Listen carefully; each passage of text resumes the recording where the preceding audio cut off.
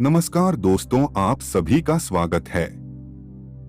आज मैं आपको एक बर्स्ट मोटिवेशनल स्टोरी के बारे में बताऊंगा जिसको सुनकर आपकी लाइफ बदल सकती है। एक बार चीन के एक हिस्से में बहुत बड़ा मठ था जहां लगभग 500 भिक्षु रहते थे। वो सभी अपने गुरु के मार्गदर्शन में खुद को जानने का अभ्यास कर रहे थे। एक दिन एक लड़का उस मठ में शिष्य बनने के लिए आया। उसने मास्टर से कहा, मास्टर, मैं खुद को जानना चाहता हूँ। मैं सच की तलाश कर रहा हूँ। मैं पता लगाना चाहता हूँ कि सच क्या है। मास्टर ने उसकी ओर देखा और कहा कि अगर तुम सच जानना चाहते हो तो तुम्हें अपना पूरा जीवन दांव पर लगाना होगा। सच को जानने में तुम्हारा पूरा जीवन लग सकता है, फिर भी इस बात की गारंटी नहीं है कि तुम्हें इस जीवन काल में सच का पता लगेगा या नहीं। क्या तुम इसके लिए तैयार हो? शिष्य ने कहा, मास्टर, मैं यहाँ पीछे मुड़ने के लिए नहीं आया हूँ। मैं इसके लिए तैयार हूँ।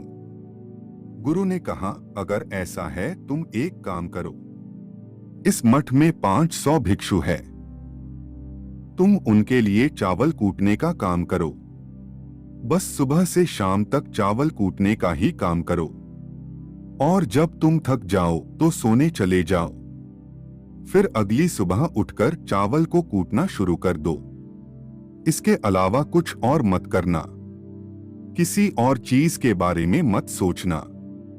बस इस रास्ते पर चलते रहना और दोबारा मेरे पास मत आना। जरूरत पड़ने पर मैं खुद तुम्हारे पास आऊंगा। उस लड़के ने गुरु के आदेश का पालन करते हुए चावल कूटना शुरू कर दिया। उस मठ में 500 शिष्य थे।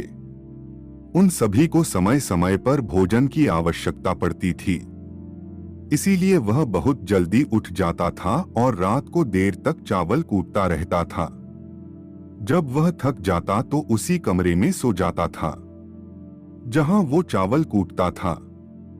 वो किसी से बात नहीं करता था और ना ही कोई उससे बात करने के लिए उसके पास आता था।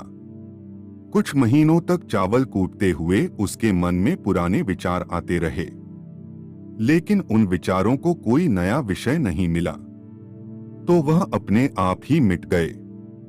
धीरे धीरे उसके मन में विचार कम होने लगे। कुछ सालों के बाद तो वो अपना नाम तक ही भूल गया।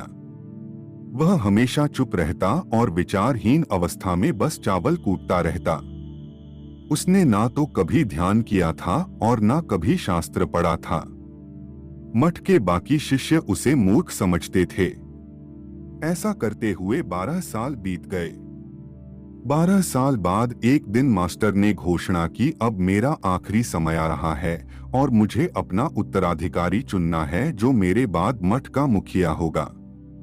इसीलिए मेरा कोई भी शिष्य है जिससे लगता है कि उसे आत्म साक्षात्कार हो गया है और उससे खुद को जान लिया है, तो रात को मेरे दरवाजे के पास आकर इस दीवार पर कुछ पंक्तियां लिखें जिसमें उसकी जिंदगी का सारा अनुभव समाया हो।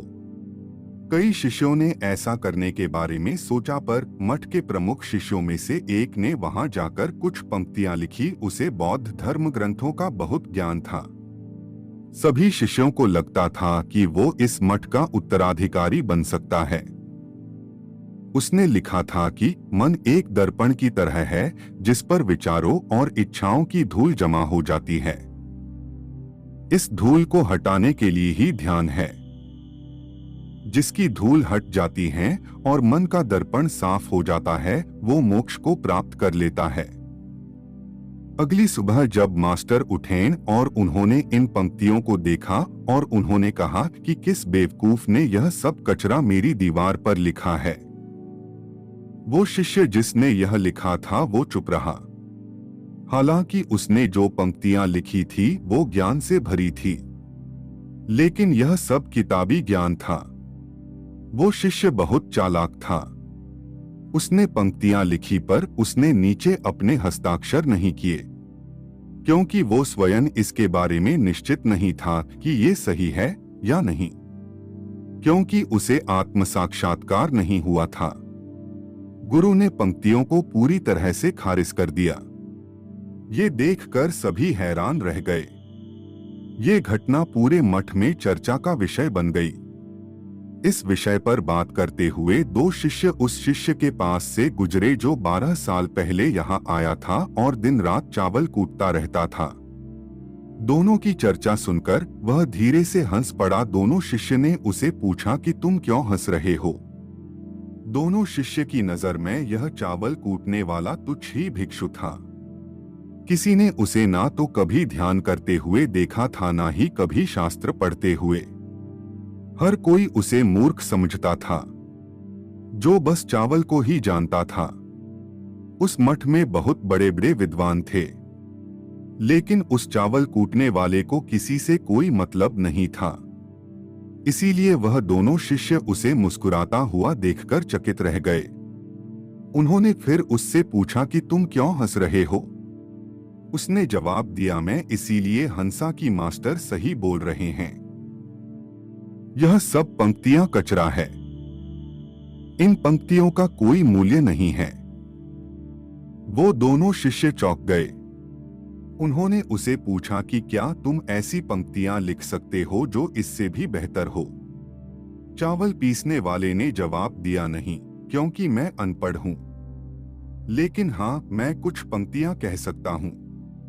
अगर तुमने उन पंक्तियों को तुम लिख सकते हो तो मैं तुम्हारे साथ जाने के लिए तैयार हूं। उन दोनों शिष्यों ने कहा, ठीक है। वे मास्टर के कमरे के पास गए और चावल कूटने वाले ने कुछ पंक्तियां बोली और दूसरे शिष्य ने उस दीवार पर लिख दिया और उन पंक्तियों के नीचे लिख दिया कि चावल कूटने वाला वर्टिकल बार। उन्हें लगा कि मास्टर इस पर भी गुस्सा करेंगे।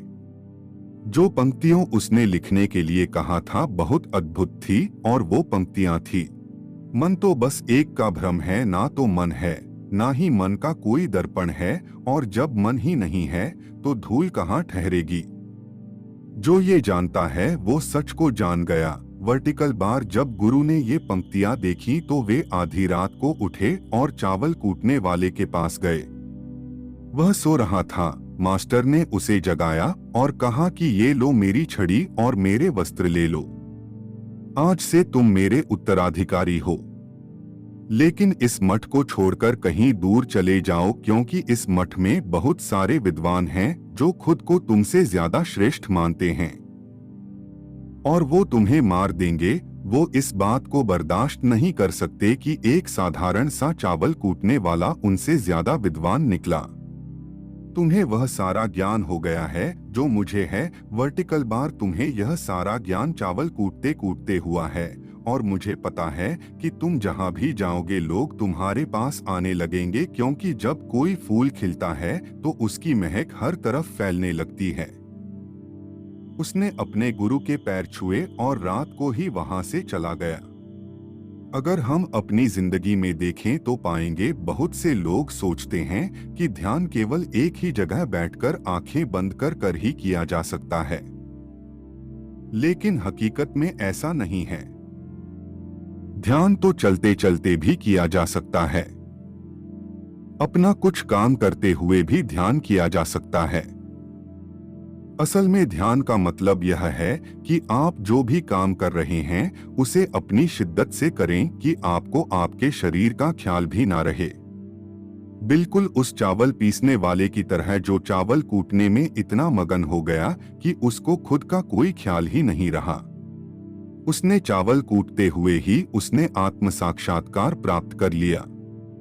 हर समय वर्तमान में रहना और कुछ नहीं सोचना मन तब तक ही है जब तक विचार है। जब विचार ही नहीं रहेंगे तो मन भी गायब हो जाएगा। जब मन ही नहीं रहेगा तभी तुम अपने आप को अच्छे से जान पाओगे। असल में हमें अपने वास्तविक रूप को जानने के लिए कोई अन्य साधना करने की आवश्यकता नहीं है। हम जो कुछ भी कर रहे हैं बस उसमें हमें पूरी तरह से खो जाने की जरूरत है।